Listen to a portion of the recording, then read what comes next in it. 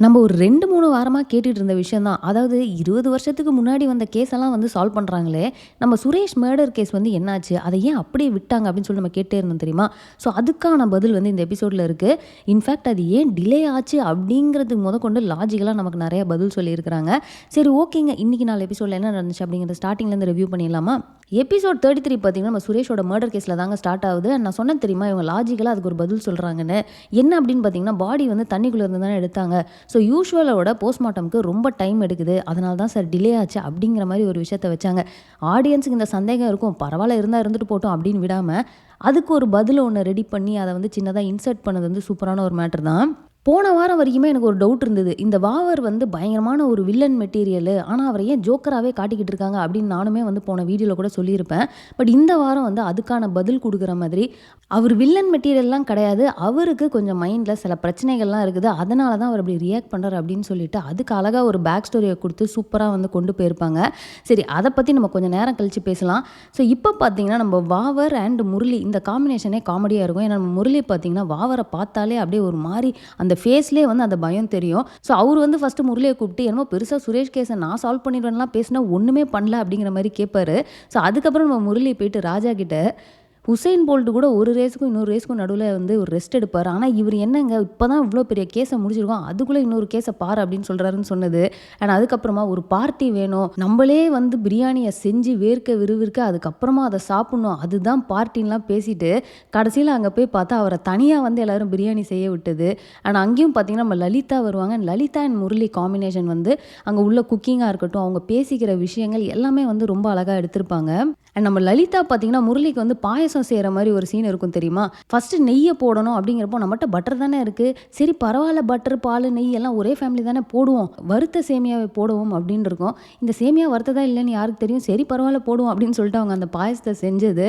And அவங்க முரளிய பார்த்துட்டு, "நீ என்ன சீரியஸ்னஸே இல்லாம இருக்கிற லைஃப்ல" அப்படின்னு சொல்றப்போ, முரளி வந்து சூப்பரா ஒரு பாயிண்ட் சொல்லியிருப்பாரு. "ஏன் அப்படிதான் இருக்கணுமா என்ன? ஏன் ஃபன்னா இருந்தா என்ன லைஃப்ல? இந்த பாயாசத்த நீ கஷ்டப்பட்டு செஞ்ச தெரியுமா? அந்த மாதிரி இருக்கக்கூடாது லைஃபு. இப்போ இத நான் சாப்பிட்றப்போ எந்த அளவுக்கு என்ஜாய் பண்றேன். இப்படி தான் இருக்கணும் லைஃபு." அப்படின்னு அவர் அந்த பாயாசத்த வச்சு சொன்ன ஒரு பாயிண்ட் வந்து உண்மையிலே எல்லாருக்குமே சூட் ஆகுற ஒரு விஷயம் தான். லலிதா பார்த்தீங்கன்னா, அவங்களோட ஆஃபீஸில தனியா தானே ஸ்டே பண்ணியிருக்காங்க. ஸோ, அங்க நம்ம முரளி வந்து அவங்களுக்கு சமைக்கிறதுக்கு மளிகை சாமான்லாம் வாங்கிட்டு வந்து குடுக்குறது. அண்ட் அந்த இடத்துல பார்த்தீங்கன்னா, முரளி அவரோட சின்ன வயசுல நடந்த சில விஷயங்கள ஷேர் பண்றது. அவருக்கு ரொம்ப புடிச்ச அந்த வீட பத்தி பேசுறது. அண்ட் அந்த வீட்டுக்கு நான் உன்ன கூட்டு போறேன். இல்ல அந்த வீட்டையே நான் இங்க கொண்டு வரேன் அப்படின்னு சொல்றது. இதெல்லாமே பார்த்தீங்கன்னா, சின்ன சின்ன விஷயமா இருந்தாலும் ரொம்ப கியூட்டான மொமெண்ட்ஸா இருக்கு. அண்ட் அதுக்கான இம்பாக்ட் வந்து ரொம்பவே ஜாஸ்தியா இருக்கு. அதே மாரி தாங்க நம்ம முரளி அண்ட் ராஜா அவங்களோட பாண்டிங்கும். நம்ம முரளி வந்து ராஜா மேல எவ்ளோ ரெஸ்பெக்ட் வச்சிருக்காரு. அண்ட் அவருக்காக இவரு எவ்ளோ யோசிக்கிறாரு அப்படிங்கிறத காட்டுற மாரி தான். அவர் சொல்லுவார் தெரியுமா? இந்த மாரி என்னோட பாட்டிய வந்து எனக்கு காப்பாத்தி குடுத்ததே வந்து நம்ம ராஜா சார் தான். அவர் ரொம்ப நல்ல மனுஷன். அவருக்காக கண்டிப்பா நான் ஏதாவது பண்ணியே ஆகணும். ஸோ இந்த நீலா வந்து டிவோர்ஸ் அப்ளை பண்ணியிருக்காங்க இல்லையா? அவங்க 2 பேரும் நம்ம சேர்த்து வைக்கிறோம் அப்படின்னு சொல்லிட்டு அவர் லலிதாட்ட சொன்னது. அண்ட் சத்யாவ வச்சு தான் நம்ம இத பண்றோம்னு சொல்லுவார் இல்லையா? சரி இத ஸ்லோவா பண்ணுவாங்க அப்படின்னு பார்த்தா, கரெக்ட்டா இந்த 4 எபிசோட்லயே அத கொண்டாந்து இன்சர்ட் பண்ணது சூப்பரா இருந்ததுங்க. ஆனா அந்த சீன் ஸ்டார்ட்டிங்லயே வந்து அது கெஸ் பண்ற மாரி ஆயிருச்சு. ஏன்னா முரளிய வந்து காணோம் அப்படின்னு சொல்லிட்டு ராஜா எல்லாருக்கும் ஃபோன் பண்ணுவாரு. ஏன் இவன காணோம் அப்படின்னு.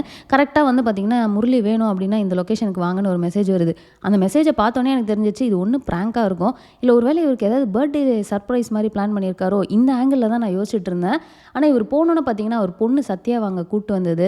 ஆனா அவங்க 2 பேரும் மீட் பண்ணி அவங்க வெளிய போய் ஒரே ட்ரெஸ் வாங்கி போட்டுக்கிட்டது, ஃபோட்டோ எடுத்துக்கிட்டது அண்ட் கார்ல அவங்க வரப்போ பார்த்தீங்கன்னா, அவங்க பொண்ணு ரிப்போர்ட் கார்டு எடுத்து, "இதுல இருக்கிறதெல்லாம் நீங்க படிக்கக்கூடாது. படிக்காம எனக்கு சைன் பண்ணி குடுங்க" அப்படின்னு கேட்டது.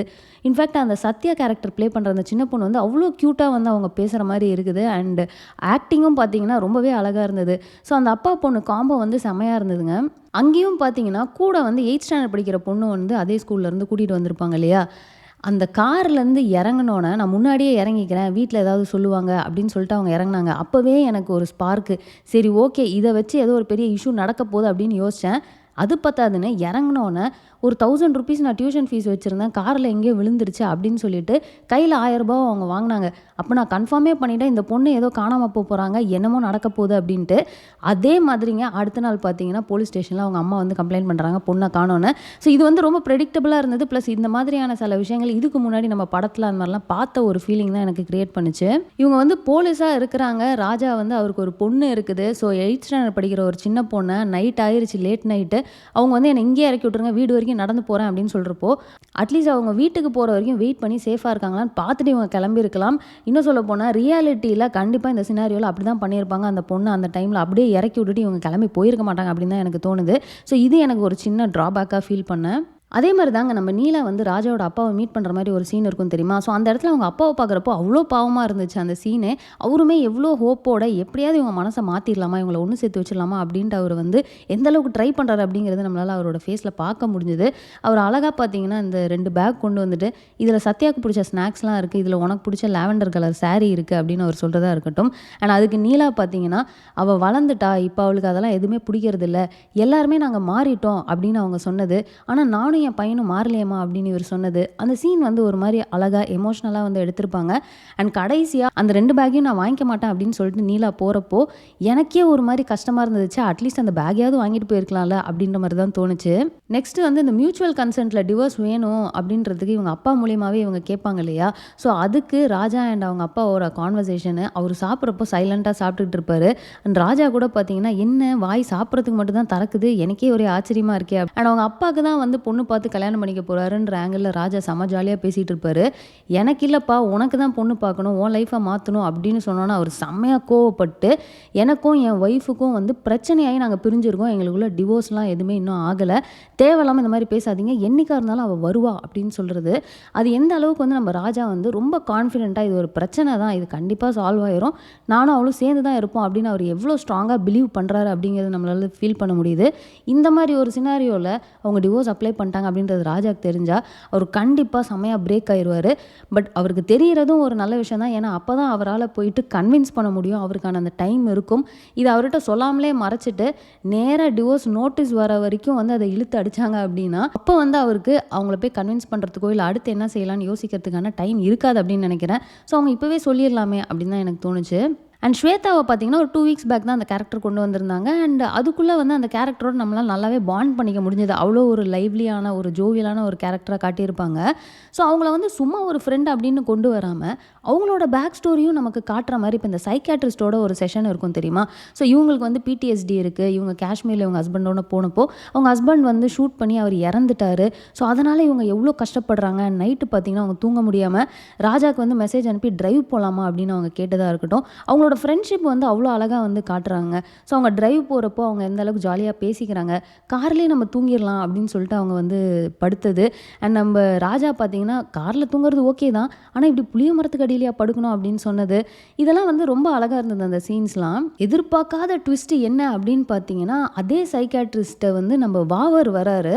அண்ட் வாவர் அந்த இடத்துல பேசுகிறப்போ அவர் மேலே இருந்த அந்த இம்ப்ரெஷனே மாறிடுச்சு. அதாவது அவர் டாக்டர்கிட்ட எங்கள் அப்பா வந்து ஜெயிலுக்கு போயிட்டாருன்றனால என் ஃப்ரெண்ட்ஸ் எல்லாம் என்னை அசிங்கப்படுத்தினாங்க, அதுவே எனக்கு ஒரு பெரிய ட்ராமா ஆயிடுச்சு, என்னால் யாரோடையும் ஃப்ரெண்ட்லியாக பழக முடியல, யாரையுமே ட்ரஸ்ட் பண்ண முடியல, அதுவும் வந்து காலேஜில் இருந்த ஒரு ஃப்ரெண்டு வந்து என்னை திரும்பவும் ஏமாற்றிட்டான், இதனாலே என்னால் யாரையும் நம்ப முடியல அப்படின்னு அவர் சொல்கிறது. ஸோ ஏன் வாவர் வந்து இப்படி இருக்கிறாரு அப்படிங்கிறது வந்து என்னால் புரிஞ்சிக்க முடியுது. நான் முன்னவே சொன்ன மாதிரி இவர் வில்லன் மெட்டீரியலே கிடையாது, இவர் ஆக்சுவலாக ரொம்பவே ஒரு நல்ல பர்சன் தான். பட் இந்த மாதிரி சில பிரச்சனைகள்னால அவரால் யார்ட்டையும் ஒழுங்காக ப்ராப்பராக பேச முடியல, அதனால தான் அவர் அப்படி இருக்கிறாரு அப்படிங்கிறது ஈஸியாக கன்வே பண்ணியிருக்காங்க. அண்ட் நமக்கு இப்போ கிளியராக தெரியுதுங்க, வாவர் அண்ட் ஸ்வேதா இவங்களுக்குள்ளார தான் வந்து ஒரு ரிலேஷன்ஷிப் வர மாதிரி காட்ட போகிறாங்க. அண்ட் இவங்க 2 பேருக்குமே some mental trauma, mental issues அப்படி இருக்குதுன்றப்போ இவங்க ஒன்றா சேர்ந்தாங்க அப்படின்னா அது கண்டிப்பாக ஒரு நல்ல ஒரு பியூட்டிஃபுல்லான ஒரு விஷயமா தான் இருக்கும். ஸோ இப்போ நம்ம முக்கியமான விஷயத்துக்கு வருவோமா, என்ன அப்படின்னு பார்த்தீங்கன்னா அந்த சுரேஷோட அந்த மர்டர் கேஸ் ரிலேட்டடாக. ஸோ GHல இருந்து போஸ்ட்மார்ட்டம் ரிப்போர்ட்டை வாங்கணும் அப்படின்றாங்க. இவங்க என்னடானா GHல போய் போஸ்ட்மார்ட்டம் ரிப்போர்ட்டே நம்ம தூக்கிடலாம் அப்படின்னு சொல்லிட்டு அந்த பசங்கள்லாம் பிளான் பண்ணுற மாதிரி காட்டுறாங்க. இது அவ்வளோ ஈஸியான ஒரு விஷயமாடா அப்படிங்கிற மாதிரி தான் எனக்கு ஃபீல் ஆச்சு. இன்னும் சொல்ல போனால் அந்த சீனில் வந்து அழகாக ஒரு மாஸ்கை போட்டு வந்துட்டு உள்ளே வந்து நேராக அவரை மிரட்டுறாங்க. அண்ட் அங்கே பார்த்தீங்கன்னா நம்ம டாக்டர் ஸ்வேதா வேறு இருக்கிறாங்க. அண்ட் மிரட்டி போஸ்ட்மார்ட்டம் ரிப்போர்ட்டை ஈஸியாக தூக்கிட்டு போயிட்ட மாதிரி காட்டினாங்க.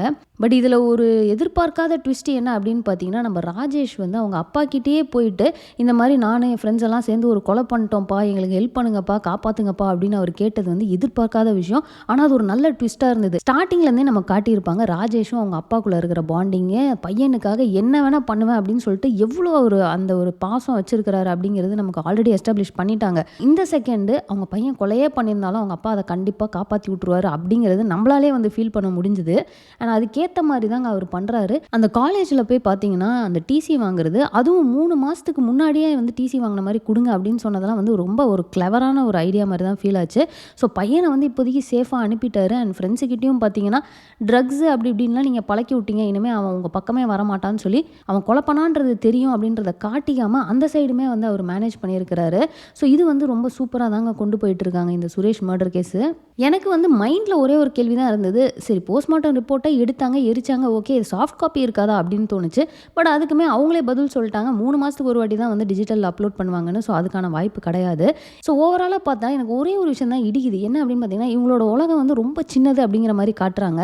அதாவது இப்போ ஒரு வக்கீல் தான் இருக்கிறாங்க, ஒரு டாக்டர் தான் இருக்கிறாங்க. இப்போ நீலா பார்த்தீங்கன்னா கரெக்டாக லலிதான்ற லாயர்கிட்ட தான் வராங்க, வேறு எந்த லாயர்ட்டையும் போக மாட்டுறாங்க. ஆனால் அதே மாதிரி போஸ்ட்மார்ட்டமுக்கு வந்து ஜிஹெச்சுக்கு போனால் அங்கே நம்ம ஸ்வேதா கரெக்டாக அந்த டிபார்ட்மெண்ட்டில் அங்கே தான் இருக்கிறாங்க, அவங்க உள்ளே வேற வர மாதிரி ஒரு சீன் இருக்கும்.